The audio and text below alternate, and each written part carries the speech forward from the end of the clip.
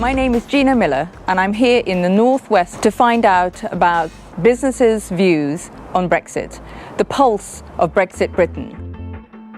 You know, at one time or another, we've all been migrants, we've all been economic migrants, we've all moved from one country to another. There is no such thing as an indigenous, English or UK population.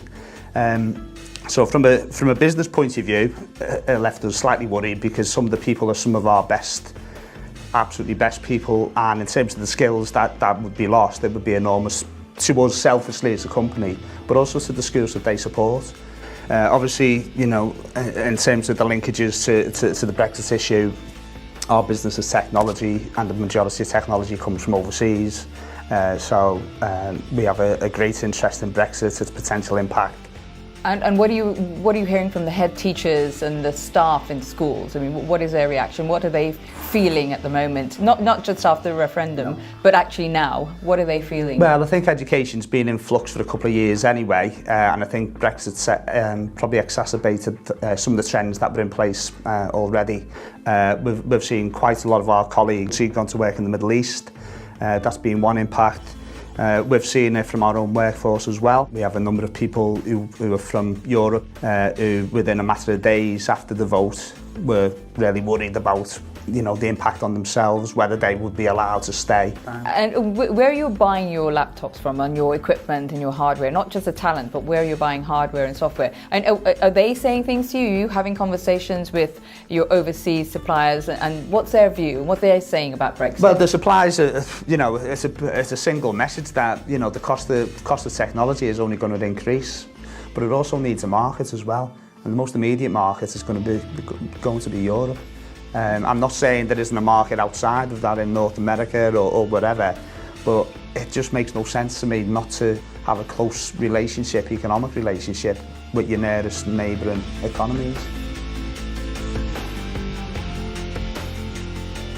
It's hard to believe that it's actually been 2 years since the vote, and everything that's been talked about, I think, over those 2 years.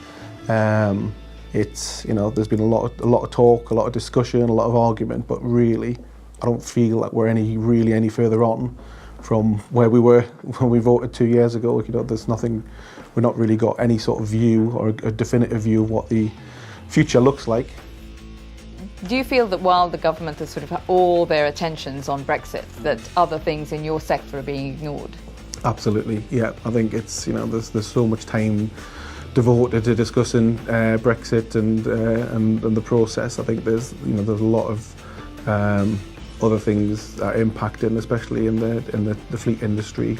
And from your business clients, the ones who are leasing vans, for example, what are they saying to you? Are they concerned? I mean, will this impact their business in ways that they are worried about? I think it's sort of the elephant in the room, I think, at the moment. Everybody's concerned about it, but nobody really knows what to be concerned about because they don't know what's going to change. And that's the challenge. Everybody can see there is potential and very likely change on the horizon, but if you don't know what it is, how can you plan for it? And in business, like everywhere else in life, but in business especially, people like to plan for things. You like to understand what's going to happen, especially when you're talking, 3, 6, 9 months or a year into the future, and it could have such a significant impact. Then people want to plan for it and want to think about it, but just don't know they don't really understand what they could be planning for at the moment. How do you think this should play out? I mean, do you have any strong feelings either way about how you think a pragmatic or a realistic solution, one way or another, could be sorted out? I think the best solution would be for to have a second referendum on the terms of of us leaving the EU. So whatever, it's the government's job to get us the best deal. If they come back to the country and say, we've got the best deal here, or actually we can't get a deal, so it's no deal, then that should be put in front of the public and with a view of either stay as we are or we take the deal that's on the table from the government. At the end of this day talking to businesses, I'm struck by not just how concerned they are and how every part of their days are being affected by Brexit, and the huge amount of uncertainty that they have about not just where Brexit is going, but how they will deal with it emotionally from a talent point of view. And the real human stories that are coming through this interviews that we're doing, that this concern is affecting every part of everyone's lives.